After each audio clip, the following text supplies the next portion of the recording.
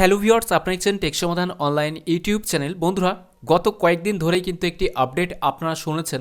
সেটা হচ্ছে এখন থেকে আধার কার্ডের মাধ্যমে অর্থাৎ APS এর মাধ্যমে কিন্তু টাকা তোলার যে সিস্টেমটি চালু ছিল সেটা কিন্তু সরকার বন্ধ করে দিয়েছে।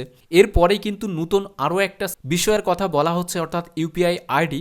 তো ইউপিআই আইডিও কিন্তু 31শে ডিসেম্বরের মধ্যেই নিষ্ক্রিয় হয়ে যাবে বা বন্ধ হয়ে যাবে। যে কারণের জন্য সেটাই আমরা এই ভিডিওর মাধ্যমে জেনে নেব। অর্থাৎ যে সমস্ত ইউপিআই আইডিগুলো নিষ্ক্রিয় আছে বা প্রবলেম আছে তাদের ক্ষেত্রে কিন্তু 31শে ডিসেম্বরের মধ্যে আপনাদের যে ইউপিআই আইডি আছে আগের, সেই ইউপিআই আইডিটা কিন্তু বন্ধ হয়ে যাবে। তো আপনারা সকলে জানেন যে ইউপিআই আইডিটা কিন্তু যার রেজিস্টার্ড ফোন নাম্বার আছে সেই ফোন নাম্বারেরও হতে পারে, বা অন্যান্য কেউ কাস্টমভাবেও কিন্তু ইউপিআই আইডি করে থাকেন। বেসিক্যালি যাদের ফোন নাম্বার দিয়ে ইউপিআই আইডি করা, আপনার ফোন নাম্বারটি যদি বন্ধ হয়ে যায় বা অন্য কেউ ইউজ করেন, সেক্ষেত্রে আপনাকে কিন্তু সমস্যায় পড়তে হতে পারে। এই ক্ষেত্রে দাঁড়িয়ে আপনাকে কি করণীয় বা কি করলে আপনার ইউপিআই আইডিটা অ্যাক্টিভ থাকবে সেটাই আমরা জেনে নেব।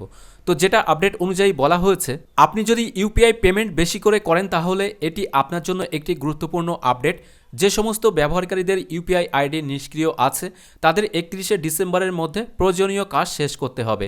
সম্প্রতি পেমেন্ট নিয়ন্ত্রক NPCI অর্থাৎ national payment corporation of India এই বিষয়ে একটি আদেশ জারি করেছে। সেখানে বলা হয়েছে নিষ্ক্রিয় ইউপিআই আইডিগুলিকে দ্রুত সরাতে হবে প্ল্যাটফর্ম থেকে। NPCI একটি সার্কুলার জারি করে জানিয়েছেন, থার্ড পার্টি অ্যাপ এবং পেমেন্ট পরিষেবা প্রদানকারীদের এই ধরনের ইউপিআই আইডি নিষ্ক্রিয় করতে বলেছে যারা 1 বছর ধরে আইডি দিয়ে কোনো লেনদেন করেনি। বিশেষ করে এই আপডেটটি বা এই নিষ্ক্রিয়টি কিন্তু তাদের জন্য। অনেক সময় এমন হয় যে ব্যবহারকারীরা তাদের মোবাইল নাম্বারের সঙ্গে তাদের আইডির লিঙ্ক না করেই তাদের নাম্বার পরিবর্তন করেন। সেক্ষেত্রে যে সমস্যাগুলো হয়, অথবা পুরনো ইউপিআই আইডি পরিবর্তন না করে একটি নতুন ইউপিআই আইডি তৈরি করে ফেলেন, এর কারণে পুরনো ইউপিআই আইডি যেটা সেটা কিন্তু নিষ্ক্রিয় থাকে। সেটাও কিন্তু ডিলিট করার একটা অপশান থাকে, অনেকে সেটা ডিলিট করেন না কিন্তু ডিঅ্যাক্টিভেট অবস্থায় ওইভাবে রেখে দেন। যখন সেই মোবাইল নাম্বারটি অন্য কাউকে বরাদ্দ করা হয়, এমনও হয় যে আপনি একটা মোবাইল নাম্বার 3 মাস বা 6 মাস ইউজ করলেন না, জিও কোম্পানির ক্ষেত্রে দেখা যায় সেই নাম্বারটি অন্য কাউকে দিয়ে দেওয়া হয়েছে। এমন ঘটনা কিন্তু অহরহ ঘটছে। এই ক্ষেত্রে তখন সেই নিষ্ক্রিয় আইডিটি লিঙ্ক না হওয়ার কারণে পরের গ্রাহকের ইউপিআই লেনদেনে কিন্তু ঝামেলা হয়। অর্থাৎ ওই যে নাম্বার যেটা অন্য কেউ ইউজ করছে সেই নাম্বারটা দিয়ে আপনি ইউপিআই আইডি ক্রিয়েট করে রেখেছিলেন, কিন্তু সেই ইউপিআই আইডিটা ডিঅ্যাক্টিভেট আছে, সেটা আপনি ডিলিট করেননি। ফলে নতুন যে নিয়েছে সে কিন্তু ওই নাম্বার দিয়ে আর ইউপিআই আইডি খুলতে পারবে না। এই সমস্যা কাটিয়ে উঠতে NPCI নতুন নিয়ম কিন্তু জারি করেছে, যেখানে বলা হচ্ছে 31শে ডিসেম্বরের পরে অর্থাৎ নতুন বছর থেকে এই আইডিগুলো সম্পূর্ণ কিন্তু নিষ্ক্রিয় হয়ে যাবে অটোমেটিক্যালি। ফলে আইডি যাতে নিষ্ক্রিয় না হয়ে যায় তার জন্য একটি কিন্তু পেমেন্ট আপনাকে করা খুবই গুরুত্বপূর্ণ।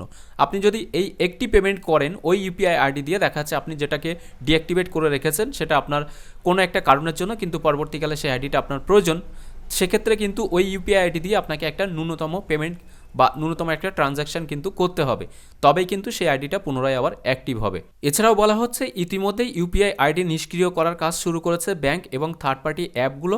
আপনার যদি এমন একটি আইডি থাকে যা আপনি 1 বছর ধরে ব্যবহার করেননি, তাহলে আপনাকে সেই আইডি থেকে একটি ইউপিআই অর্থ প্রদান করতে হবে, না হলে সেই আইডি কিন্তু নিষ্ক্রিয় হয়ে যাবে একেবারে লাইফ টাইমের জন্য। পরবর্তীকালে আপনি চাইলেও কিন্তু সেই আইডিটার নতুন করে চালু করতে পারবেন না। তো আজকের ভিডিওর মাধ্যমে এই ছোট্ট আপডেটটুকু দেওয়া ছিল। যাদের ক্ষেত্রে ইউপিআই লেনদেন করেন বা ইউপিআই আইডিটা খুবই গুরুত্বপূর্ণ, তাদের জন্য বলবো ভিডিওটা অনেকটাই হেল্পফুল হবে আশা করি। তো ভিডিওটা আজকে এখানেই শেষ করছি। ভিডিওটি ভালো লাগলে অবশ্যই একটি লাইক করে দেবেন। এছাড়াও এখনকার এই ভিডিওটি প্রথম থেকে শেষ পর্যন্ত দেখার জন্য আপনাকে জানাই অসংখ্য অসংখ্য ধন্যবাদ।